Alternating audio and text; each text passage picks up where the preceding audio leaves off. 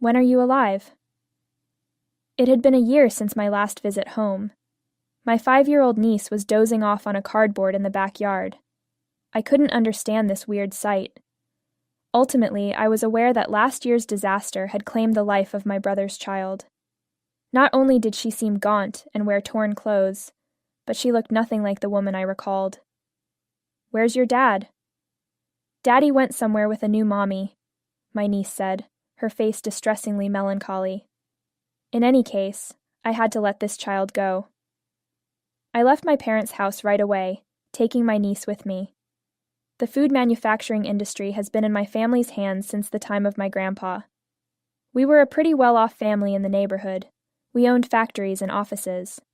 My grandpa and other family members were traditionalists, who felt that if you were going to have children, you need to have a male heir. My parents were rather dissatisfied when I was born as the oldest daughter in this kind of household. My mother seemed to despise me, and my father, who was chastised by my father and relatives for having a girl, was chilly toward me for not taking over the family business. When my younger brother Lucas was born when I was 5 years old, I started to cause the family a lot of trouble. Compared to my brother, I had a completely different upbringing in terms of daily meals, wardrobe, education, and school. My brother, pampered by my parents and loved by family, turned out to be just like my father. At home, he treated me like a prince and looked down on me, and my parents did not hold it against him. I was so tired of this kind of household. I attended a university that was far from home after I graduated from high school. My parents' main advice to me, even after I studied abroad and received a job offer from a foreign clothing company, was to do as you like.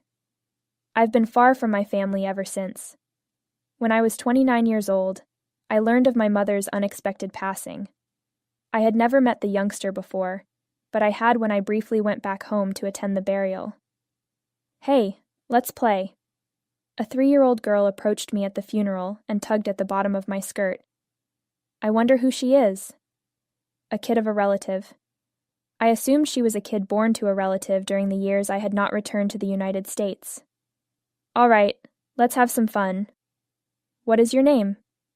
I lowered myself to her eye level, and she smiled and said, "I'm Gabriel." We were playing in the yard when I rolled the ball for her, and I recall how cute she looked, absolutely bouncing with excitement. My brother Lucas appeared to be here to smoke for a bit, and he regarded us suspiciously. "Hi, big sister. The others are still employed. What are you slacking off for, you know?" Gabriel said, "Po, Dad," which surprised me. Lucas brushed me off with a stern, "Everyone's busy, so go back to your room," before chasing Gabriel into a next room. "Hold on, what? Who is the father of her? Who is her child?" My brother curtly said, "It's none of your business," tossed down his cigarette, and hurried out of the room. It seemed as though he didn't want me to bring up the child. While assisting the families, I was curious and asked them about Gabriel. I was shocked to hear that she was Lucas's daughter. "She is, I take it, your niece?" "Were you unaware?" they asked. I was unable to speak. I was unaware that my brother was married, let alone that he had a daughter. Upon inquiring more, I discovered that my brother had seemingly been leading an independent life in America throughout my absence. He got his girlfriend pregnant after playing about in college, and they were married in a hasty ceremony. He moved in with his wife and child at my parents' house after graduation, claiming to be taking over the family company. However, he left his wife and my parents to handle all the job. My parents didn't give a damn about my brother's marriage, and just kept spoiling him as normal. After being treated like a servant and providing unpaid assistance with the family company, the wife eventually lost patience and filed for divorce, leaving their daughter Gabriel behind and going missing. Although the ex-wife's family chastised her earlier this year, stating, "Leaving behind a 3-year-old daughter like that is outrageous," I was unable to place the responsibility on her. Even a few days spent with parents who preferred their oldest son and a sibling who behaved like a king would be too much for any normal growing up. Did my brother and father not want to think of me as a related? Therefore they didn't tell me about the marriage or the niece. It is no longer relevant. My father went to heaven with my mother a year later. right after the first anniversary of her passing away. It sounds like a nuisance to handle the funeral arrangements, so, big sis, you do it. As the oldest daughter, you are. My brother sent me a message like that, and I couldn't help but be upset.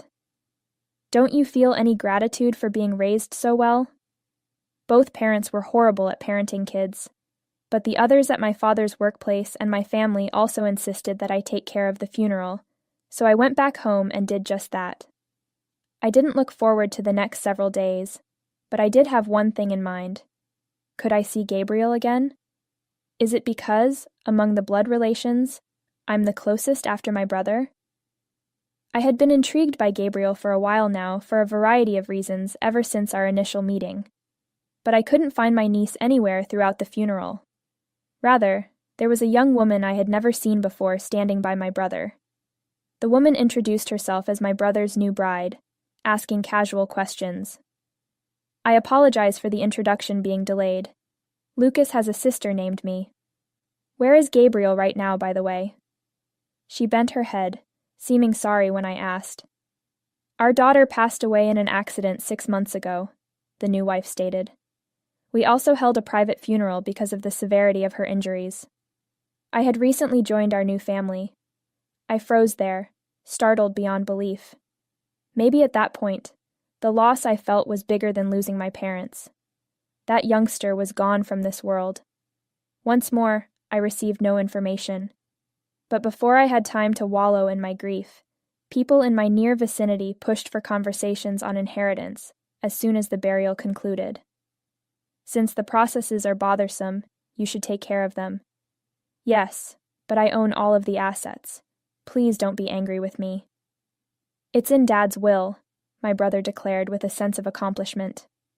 However, I didn't give a damn. It was simple to assume that, in accordance with the will, the eldest son would inherit everything. All I wanted was to cut my relationship with this family as quickly as possible. Anything else was not important to me. In light of this, I gave the notary public and attorneys complete control over all administrative duties. My brother thus came to inherit the family's business, home, and property. I gave the new wife my niece's condolence money, and, as I was running for my life, I fled the country. Then something occurred one day, a year later. My boss gave me the order to travel to an American design company for business purposes. While I'm doing it, I may as well go on a vacation. I have certain destinations I'd want to see. After getting back from the business trip, I took a few days off. I had the need to visit the graveyard while everyone was enjoying their summer vacations and watching families head home for the holidays. I want to view that little one. Gabriel, who had talked to me 2 years prior, came back to mind. My niece and I had only played together once, so why was I feeling so melancholy for her? It's genuinely enigmatic. Before I realized it, I was moving in the direction of my parents' tombs. Something grabbed my eye when I was cleaning the tombstone and putting out flowers. Why is the tombstone missing Gabriel's name? I instantly made the decision to go see my folks since I felt weird. But when I rang the doorbell, it seemed as though no one was there. I remained there for a long time, dumbfounded. Then I heard something rustling from the house's rear. Is there anybody in the garden? I proceeded timidly toward the direction of the sound.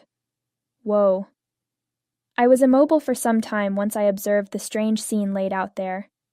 Numerous old cardboard boxes were stacked carelessly in an area hidden from view from the street. The image of a girl curled up little and laying down was in the center. She spotted me too, as I stood there bewildered. She awkwardly stood up and said, "Who are you?" in a low voice.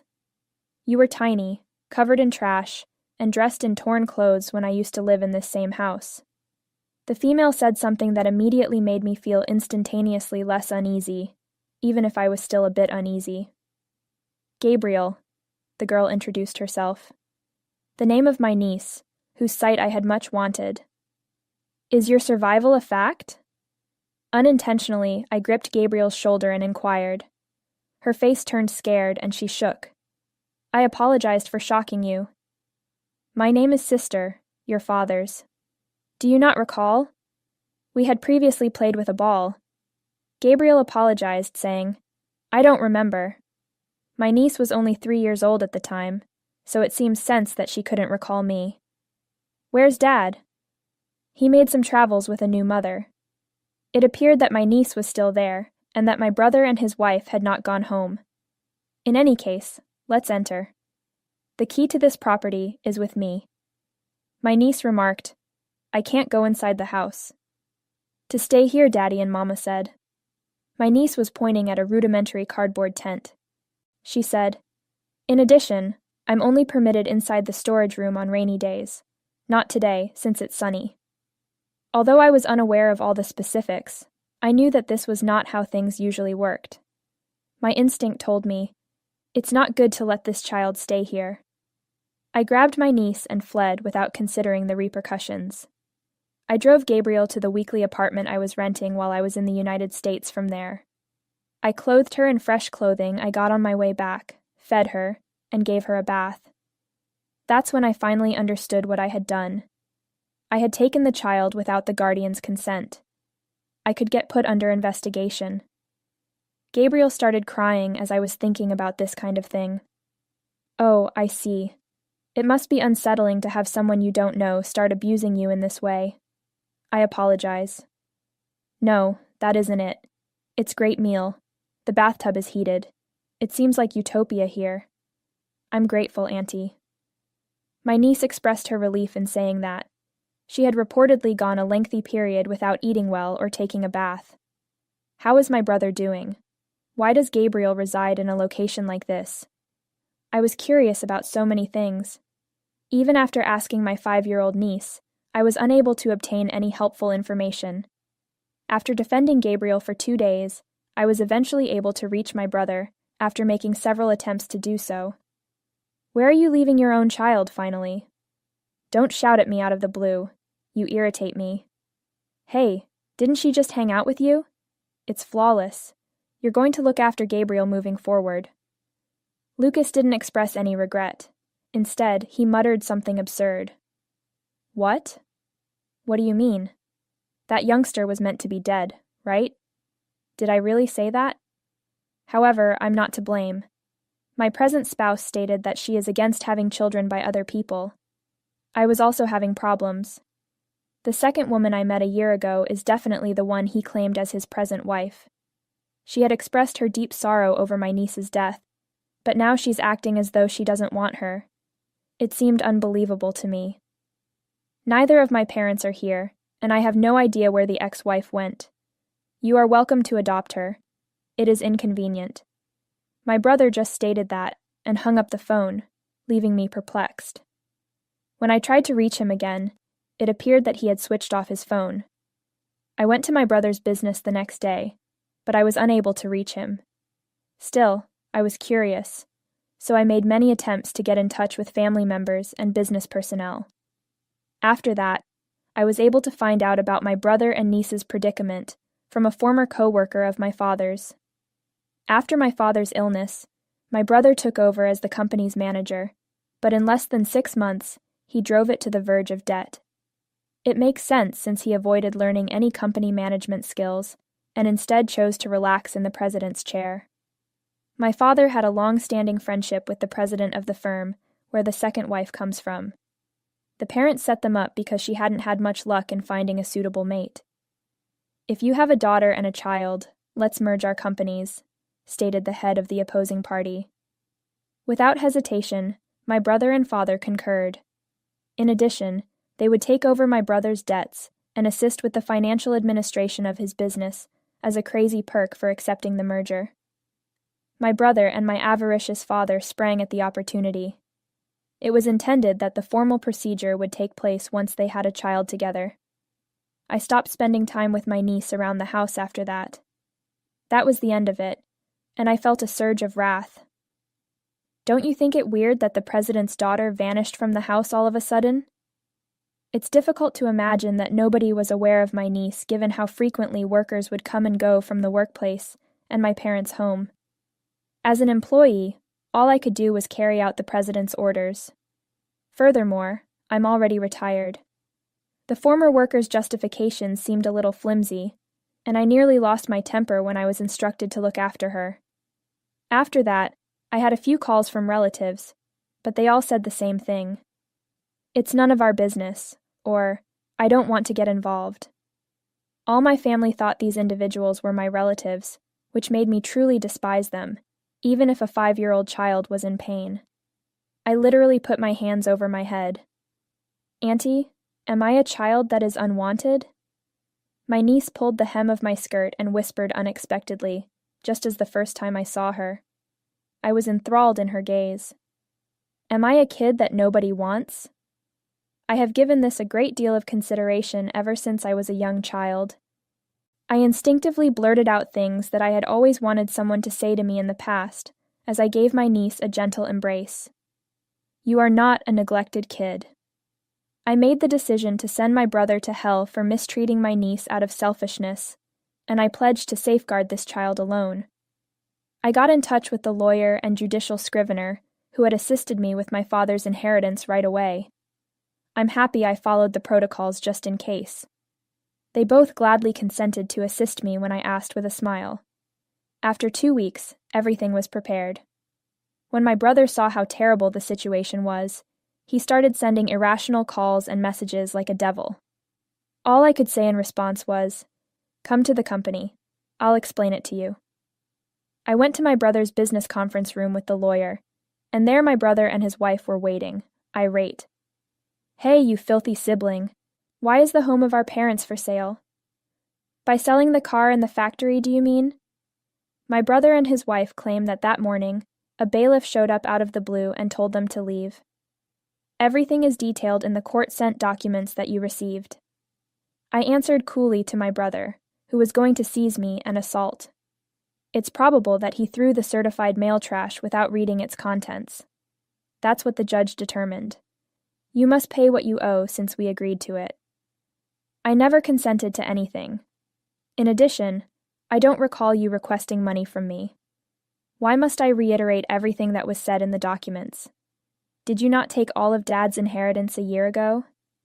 Since it was in fact prohibited, I made use of my legal rights to register a complaint. Indeed, during the inheritance process a year ago, I also filed a complaint alleging an infringement of the reserved share, which gives me the right to demand equitable distribution in the event that a will unfairly gives inheritance to particular people. I wanted to break away from my family at the moment. Therefore, I had planned to give up the entire inheritance. But the judicial scrivener told me that I shouldn't worry, since they would always defend me in case something happened. He remarked, "Therefore, I sincerely appreciate the judicial scrivener's recommendation for me to apply at that particular time. Including the value of properties and property, money from the sale of automobiles, and savings from my parents, my brother's inheritance totaled $2 million. I collected the $1 million that was set aside for me. At that point, you ought to have divided my fortune in half, because originally, inheritance was meant to be shared by all heirs. I described in simple terms that a youngster in elementary school could comprehend. My brother, though, didn't let up. You have no rights because all the property would be inherited by me according to Dad's will. It was decided that will infringed upon my rights. Stated differently, the will lacks validity." "What is that?" "At the time, you mentioned nothing about it.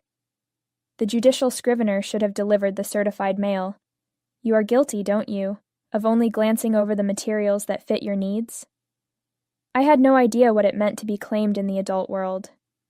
Ignorance is not a justification. It seems that despite being president, he was ignorant of these things. I appreciate you giving me a year by myself. I was able to get my claim disregarded because of you, and I may now take it to court. My brother seemed to be annoyed by my calm alignment of words, so he clicked his tongue and gave me a spiteful glance. "You were just handing it off to the lawyer and judicial scrivener, and now you're asking for money? You're a cunning lady. I applied a year ago as a last resort.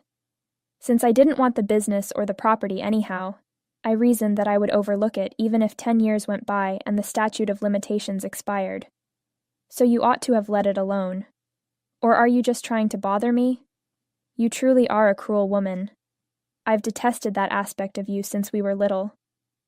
It's okay if you despise me. The situation has evolved. I'll stop letting you have your way. The attorney cleared his throat as if to break off the heated exchange. He said calmly, "The plaintiff's claims have been fully recognized regarding this matter since the defendant did not appear in court in response to the summons. Only the facts have been acknowledged. Maybe my brother wouldn't have had to pay if he had attended the trial in the right way. He most likely couldn't afford to pay $1 million, based on our requirements. I was aware that the riches of the second wife's family, as well as the legacy from our parents, provided for my brother and his spouse. I was also aware that they had not been performing any genuine job with their money, only wasting it. At that time, the family's land and home were valued at around $300,000, correct? We'll pay the remaining balance in installments. Do you think that will be enough to win?" Before he could say anything, my brother scowled and drew his wife closer. "Our business will combine with her family's if we become parents to a kid together. Then raising $1 million will be simple." He said, "We can have a child right away because we're still young," to which they both chuckled triumphantly. "How is the youngster doing? What will Gabriel's fate be?" Even though I didn't anticipate a sensible response, I nevertheless asked. "I want no part of a child born to a stranger. Furthermore, she won't be an heir because she is a woman, and I am under no duty to raise her." The second wife was the first to reply. She had a very different countenance from what I observed at the funeral, one full of hate. Her dualism terrified me a little. "We won't require her if a legal heir is born between us. Should you choose not to take her, she will end up in an institution." This exactly the response I anticipated. I said, "Is that true?" Then pulled out my phone, seemingly uninterested. "By the way, it appears that your father is really upset about my niece. Is everything in order?" I pointed my phone to the second wife and said, The two of them had a noticeable change in attitude when they saw the picture, which showed a man's angry face. And with good reason. The man gazing at my brother in the picture was the father of the second bride. "I have never been informed about a child," he remarked in a low voice. "If what Lucas's sister claimed is accurate, it makes me mistrust your guy's morality. I never raised a heartless person who would mistreat a young child like that," he yelled, turning to face his second wife. "Why not?" "How?" The pair started to shake. It appeared that my brother hadn't anticipated my getting in touch with the father of the second bride. If you think about it regularly, you can't avoid making plans. My brother never disclosed my existence to the parents of his second wife, in addition to having a kid with his ex-wife. It was quite foolish if he truly believed he could keep it secret. "A man who would abandon his own child for money is not needed in our family," the father declared. "My daughter will be disowned, and there will be no discussion of a union." He then ended the call. The father of the second wife turned out to be a good man, which reassured me. "Where did you take Gabriel, by the way? Bring her back right away." "Pale," my brother yelled. "How are you going to handle that kid? You do not desire her, correct?" "Stop talking. She is my offspring. I own Gabriel. If you won't take her, I will." "Too awful. She is now a member of my family because I have already finished the adoption procedure." "How come? How on earth are you doing this?" You remained silent about it. "Do as I please," you said. My brother eventually grabbed me by the collar in the next second. The lawyer immediately put him in restraint, but he resisted and wouldn't go into submission, even though his face was flushed with rage. His eyes filled with tears. "You are a needless burden to your family. You have no value. Just pay attention to what Dad and I have to say." Lucas was acting like a toddler having a tantrum, stamping his feet and yelling whatever was on his mind. "Should the deal fail, my business will be insolvent. I won't be able to give you any money after that." After forgetting that this was a business meeting, he at last broke down in tears. Workers who had heard the disturbance at that point gathered nearby. "Handle this young man. He is your employer, right?" I addressed the assembly. My brother was being restrained by many men. It has already been decided by law that the inheritance must be paid. Strive hard and see results. About the firm, I know nothing. At last, I made eye contact with my quiet brother and talked quietly to him. You are unable to leave the courtroom. Saying that it's too much bother is outdated. In retrospect, I saw that this was the most severe reprimand I had ever given my brother. Being corrected by his elder sister must have been the worst humiliation for him, the prince that he had always been. Lucas, however, was unable to respond and simply knelt down.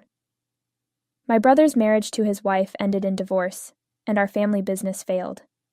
My brother sold the family car and house shortly after, but the proceeds were far short of what was claimed as inheritance.